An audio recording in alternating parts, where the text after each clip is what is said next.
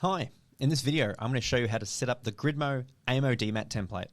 Let's switch to the web app and get started. In the web app, I've already loaded the AEMO DMAT Table 22 from Gridmo's template library on the docs.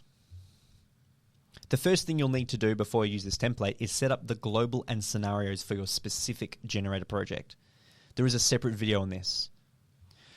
Use the import to import your scenarios and the import on global to import your globals. There are a few things we need to change specifically for the template, which means we'll go to the flow then now. There is quite a few runs in this flow, as you can see as I scroll across to the right, and a couple of nodes that are already disabled with some notes. The first thing we want to do is start on the very left, and you'll notice there are two runs that are disabled. These are helper. Helper runs. Helper runs help you to configure certain parts of this test to meet the requirements of the AEMO DMAT. The left-hand one steps through a series of megavars of capacitors to switch into the connection point to achieve a certain transient overvoltage.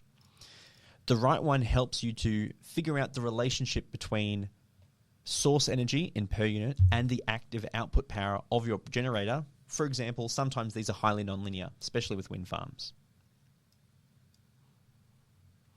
The special things you'll need to configure, I'll go through now. The first thing is on table 22, row 58, the TOV cap switch in. If you double click on this loop start and scroll down, you'll see this L test megavar capacitor. These two values need to be configured such that the first value achieves a 1.15 PU over voltage, and the second one achieves a 1.2 PU over voltage. To calculate those values, go back to the start, hold shift, right click and enable to enable the Q cap finder. This will step over a value and output to a table that you can then read those values from.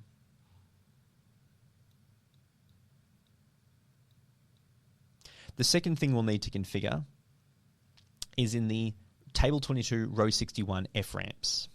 If I click on here, on the first one and scroll down, you'll see this L test SE available PSCAD and available PSSE.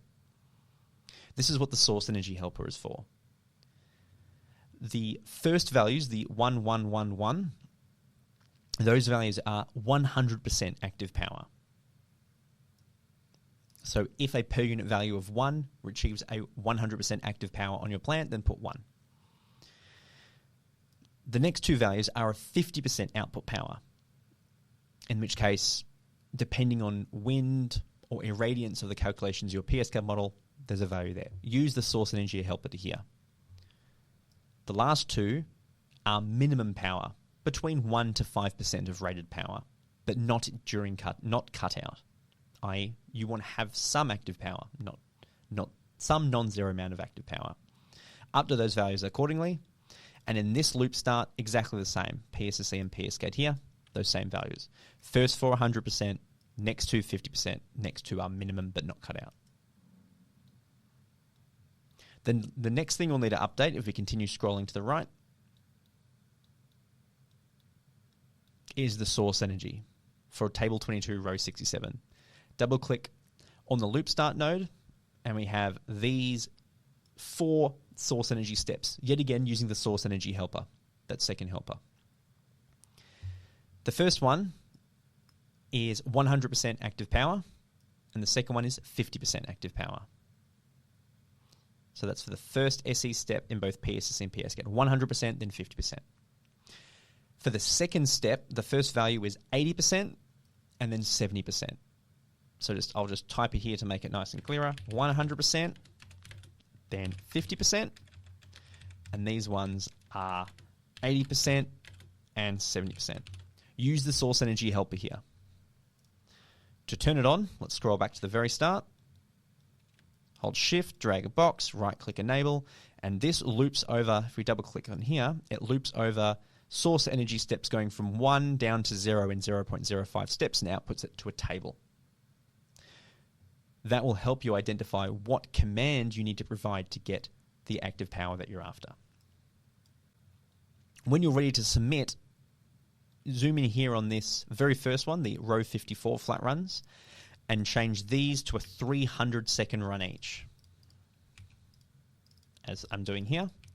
And lastly, this very first PDF subplots as already 300 seconds. You don't have to change that.